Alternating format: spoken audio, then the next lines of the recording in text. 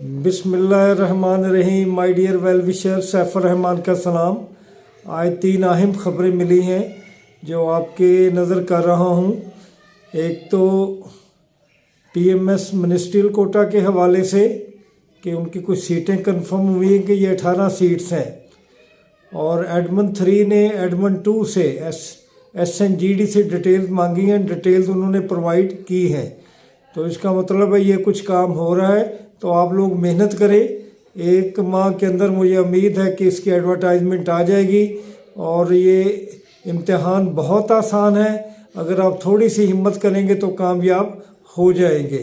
तो खूब कामयाबी के लिए, अपने अच्छी कामयाबी के लिए एसेज को अच्छी तरह से तैयार करें। और मुख्तलिफ एसेज की बुक्स अवेलेबल हैं आपकी कारवान वालों की भी और वर्ड टाइम वालों की। सिर्फ एसेज की बुक्स हैं, तो उर्दू की भी हैं और इंग्लिश की है। उनका मताला ज़रूर करें ताकि आपका नॉलेज अच्छा हो। और फिर एक्सप्रेशन को बेहतर करने के लिए रोज़ एक आधा पैराग्राफ, एक आधा ऐसे लिखा करें और डिटेल से लिखा करें। और उसमें जितने भी आर्गूमेंट्स आप दे सकते हैं दें, ताकि आपका पेपर दूसरों से मुनफरद हो। जो मेहनत करने वाले हों उनका पेपर अच्छा हो। जीके के हवाले से बहुत कुछ बता चुका हूँ, उसकी भी तैयारी शुरू कर दें। इंशाअल्लाह आप का इम्तिहान जब हो तो आप एक अच्छी प्रिपरेशन के साथ इम्तिहान में उतर सके। तो एक तो ये खबर, और दूसरी ये कि मैंने बताया था कि पीएमएस के वाले से ही उन्होंने कॉल्स करनी शुरू कर दी है उन लोगों को जो कि पिटीशन का हिस्सा है। लेकिन मैं फिर प्रोटेस्ट भी करता हूँ, रिक्वेस्ट भी करता हूँ, चेयरमैन साहब से भी रिक्वेस्ट करता हूँ, SNGD से भी रिक्वेस्ट करता हूँ, निगरान वज़ीर आला से भी रिक्वेस्ट करता हूँ कि उन लोगों का क्या कसूर है जो पिटीशन का हिस्सा नहीं है लेकिन उनका 8 फैक्टर मौजूद है। तो काइंडली प्लीज़ इनकी तरफ तवज्जो दे। ये हमारे वो लोग हैं जो कि माशरे में क्या कहना चाहिए कि बहुत तकलीफ़ में है। तो ऐसे लोगों की सरपरस्ती करना, उनका ख्याल करना, ये हमारी ज़िम्मेदारी है, स्टेट की ज़िम्मेदारी है। हमारी स्टेट आजकल अपनी उलझनों में उलझी हुई है, लेकिन जो हमारी ब्यूरोक्रेसी है उसे सोचना चाहिए और सब के लिए ये रास्ता वाह करना चाहिए। एक और ख़बर वायरल हुई है, उसके बारे में कंफर्मेशन भी आ जाएगी कि CSS की एज 35 साल हो गई है। एक तो रिट में गए हुए थे कुछ लोग, ये लेकिन ये उनका फ़ैसला नहीं है। मेरा ख्याल में जो स्पेशल इम्तिहान होने जा रहा है जिसमें पंजाब की ओपन की कोई सीट नहीं है, सिंध या बलूचिस्तान और KP की है, और या माइनॉरिटीज़ की है और कहीं कहीं वोमेन की है। तो उनके लिए पहली भी एज 34 है, तो अगर वो 35 हो गई हो तो इसमें कोई ऐसा इबहाम नहीं है। Let me confirm it. मुझे नहीं लगता कि रेगुलर CSS में एज 35 हो, क्योंकि उससे पहले जनरल एज का मसला हल होता या PMS का मसला हल होता, तो फिर ये इस लेवल पे बात उठाई जा सकती थी। जनरल एज रिलैक्सेशन के बारे में भी कि बहुत मुसीबत में, बहुत तकलीफ़ में लोगों ने वक्त गुजारा।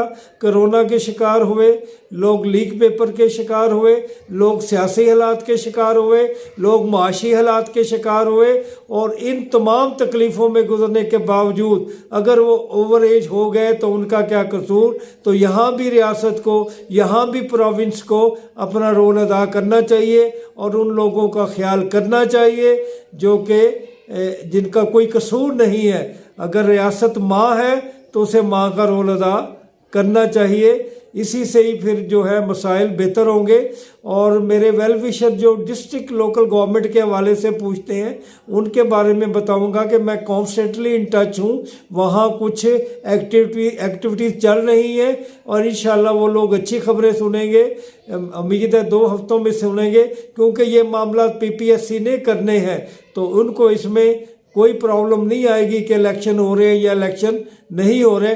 और इनका केस तो बहुत पहले मैच्योर हो चुका है, 2 साल तकरीबन हो चुके हैं। उसमें तो ना इलेक्शन की बात थी ना कोई और मामला थे।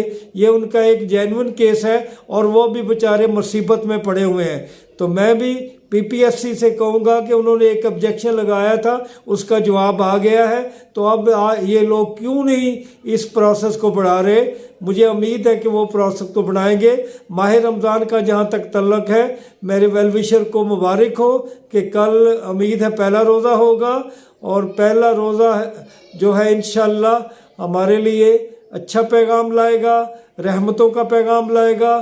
ہمیں اس سے سبق سیکھنا چاہیے، ہمیں ان لوگوں کا خیال کرنا چاہیے جو بھوک ننگ میں وقت گزار رہے ہیں، اور کتنے دکھ کی بات ہے کہ 3 لوگ آٹے کی تلاش میں آٹا لیتے ہوئے جان سے گزر گئے۔ تو رمضان ہمیں صبر کا اور ہمیں سخاوت کا حکم دیتا ہے، اور ہمیں لوگوں کی تکلیفوں کو سمجھنا چاہیے۔ میں نے پہلے بھی آپ سے کہا تھا کہ بابا بلے شاہ نے جو کہا ہے، بابا غلام فرید نے، کہ تو کی جانے غلام فریدہ روٹی بندہ کھا جاندی ہے، تو 3 لاشیں جو ہیں وہ روٹی کی تلاش میں ختم ہو گئی، تو روٹی نے ان کو کھا لیا۔